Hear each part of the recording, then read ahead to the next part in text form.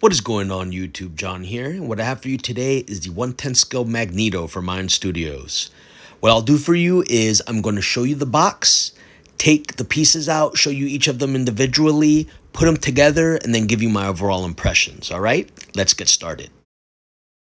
All right, and here we have Magneto in his box, and this one is actually pretty neat. I've been used to all the Hero X-Men ones where it's kind of the same blue and gold kind of motif, but I kind of like that this one has something different going on with it. It has Magneto's color scheme kind of with the maroon and purples and stuff. I thought that's a pretty neat touch, and it's kind of different from the other ones. I'm wondering if all the other villain ones have specific colors, different colors or anything. So anyway, there's the front. The side has Magneto. This is still pretty common with their Iron Studios kind of statues. The back will have a full shot of the statue. The side will have kind of like a stylized kind of color tinged version. And on the bottom here, it says Magneto right there with the X logo. And yeah, that's pretty much it. Not much to the box. It's a nice looking box. But I'm going to go ahead and take them out of the box, put the styrofoam down, and kind of show you what pieces he comes with. Alright, and as you can see, he comes in a box of substantial size, actually, considering it's a lone figure. So I'm going to go ahead and break open this tape. As far as my history with Magneto, I've been an X-Men fan for a very long time. Dates back to the Dark Phoenix saga. Magneto didn't have a whole lot to do with that era, really, but I've always found him to be a complex character. I know a lot of people kind of compared him to Malcolm X compared to Xavier being kind of like a Martin Luther King type of character. I'm not exactly sure that's a one-to-one great comparison, but I get where they're coming from. He is more about getting the result done no matter what cost, as to where Xavier is more about doing it in a peaceful way. You know, at least a more classic take on him. Right now they're doing this whole Krakoa thing in the X-Men comics, which is fantastic in my opinion, but it's a slightly different take on the character than like his classic form kind of that you'd be used to in an animated show or in the comics from the 90s. Anyway, that's enough about what Magneto means to me. But let's open this guy up. So I'm gonna go ahead and lift the lid. I have not looked at this statue yet, so you're gonna get my impressions as I look at it for the first time. So we're gonna share this moment together. How about we do that? So I'm gonna go ahead and lift the top. And let's see. Ooh, that base is way more substantial than I expected. Actually, that's not the base. That's I think that's him. I think that might be his flowing cape is what that is. It's pretty stout size. Anyway, we're not gonna start there. Let's start with the base, which I really do think it's this right here. And here you have the Sentinel head. I think it looks great. Check the amount of detail it has. You see the color scheme is very similar to the X-Men diorama as far as the pink used here on the Sentinel and the kind of other colors along with the eye. It's all in line with the diorama. The flooring here looks very similar to diorama as well. I think they did a fantastic job with the details. You can see rebar all around surrounding the Sentinel head as if Magneto used it to attack him. Maybe this is parts of the actual mansion that he's using to his advantage. You look at the back here, I think it's the detail on here, I'm gonna zoom in, is really nicely rendered. You can see all the machinery, all the hoses and different plugins and wires and like pieces of metal. It's all really well done. I love the folded metal look here too. It's the thing with Iron Studio pieces is that they really do a good job rendering the pieces and they stay consistent within their own line, which I really appreciate.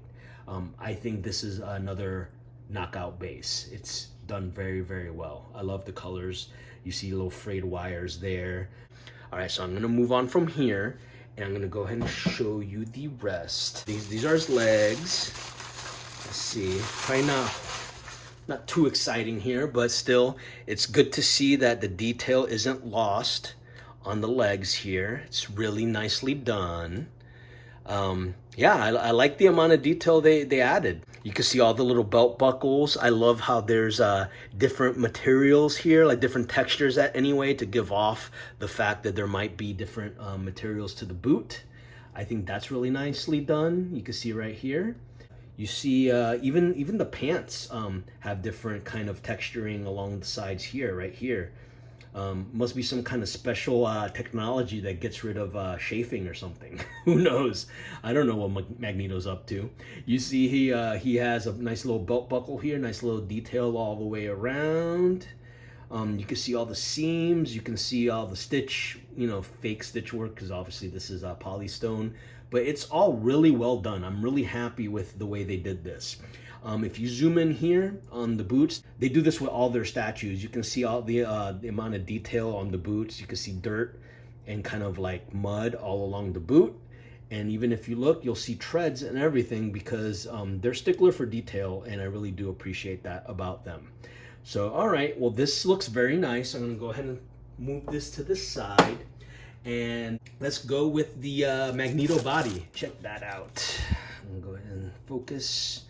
That's really well done. You can see kind of as similar to the pants, there's different amounts of detail here. Let me zoom out, because this is so big. You need the whole full scope. You need to drink it all in, not just little bits at a time. But as you can see, all nice little detail around his collar here. Very classic Magneto. Even his suit here has the different detailing, kind of how the pants did. Right there. It's very nice. The back, even though it's lifted, you probably won't see it too much. You can see all the stitching and all the detail added there. And that flowing cape, man, it looks great. Look at that cape. Look how cool that looks. And one of the nice details about this flowing cape that I really dig is the fact that they even went far enough to, like, I don't know if the camera can pick it up quite well because my lighting situation here isn't great, but you can see mud kind of tracked along the edges of the cape, which I think is a really cool touch. That's not something you necessarily have to add, but I'm glad that they went to that amount of detail. That's really awesome. That's kind of Iron Studios for you. They really do go the extra mile. I thought that's really nice. So yeah, this looks great. Same kind of detail along the gloves and kind of gauntlet area. It's all good quality, man. There's not much to complain about. All right, I'm gonna move this to the side. All right, I'm gonna go ahead and show you the portraits now. This is considered the deluxe version, which is kind of weird because there isn't a regular version, so I don't know why they called this one the deluxe version. I'm assuming it's because it comes with actually 2 swap out heads, which is not very common for their X-Men line. Usually you build the little statue and that's what you get, but this one actually comes with 2 different options, one with his helmet and one without. So let's go ahead and take a look at those. As you can see, the detail on it is really well sculpted. He has a nice intense look on his face. You can see the hair is really nicely rendered. Actually, he has like a very classic kind of Magneto hairstyle, which is nice. All the little details are really well done, especially for 1/10 scale. I don't think you could ask for much better, I think, at this scale. They did a really nice job with this head sculpt. All right, I'm gonna go ahead and move along to the helmeted sculpt, which is kind of like, you know, the main, I have to assume is the main way people will probably display him. And here is the helmeted sculpt. I think it looks fantastic. I love the gloss that they added to the helmet. It has a very pearlescent kind of, almost like a bowling ball kind of hot rod kind of color to it. I really like it. It has a nice shine to it, as you can probably see. It bounces light very nicely. The details around the helmet are really cool. They did a great job painting it. And as you can see, he has a very intense look on his face. I think that's well done as well. It's kind of hard to see the white in his eyes, but they're definitely there. They did a fantastic job. I'm really happy with the way this turned out, actually. All right, so those are all the pieces. What I'm gonna go ahead and do is put them all together and just give you my overall impressions of them. All right, let's go ahead and put Magneto together. There's only a handful of pieces, so it shouldn't be too complicated. We're gonna start with his legs. As you can see, there's a key there and a keyhole right there on the folded metal that you can see right there. So all you have to do is really match that with that. You can see there's already kind of like his calf, kind of like a impression of it, and you kind of just match the keyhole with that and it slots right in just like that. Not too complicated at all. and you go ahead and take his torso, and right there's a big magnet, and when you go ahead and put him on there, it should magnetically kind of clasp on. So let's go ahead and try that, just like that. Perfect. So far so good. So that's pretty much it. I'm gonna go ahead and start with the non-helmeted head and add it. You see there's a magnet right there. It should help keep it on. Boom, just like that. And you know what?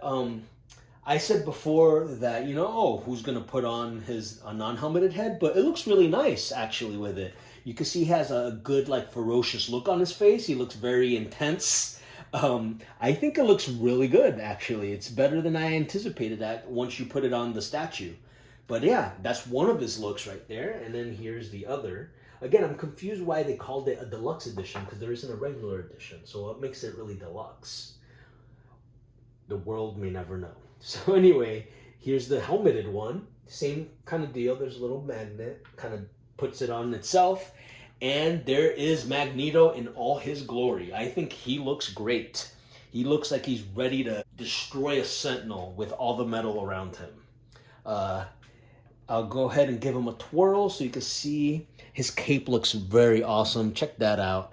It just looks really well done. I love the dirt all along the ridge of his cape. I think that's really nicely rendered. I like all the details, even the details you're not ever probably gonna see underneath this cape and everything is really well done.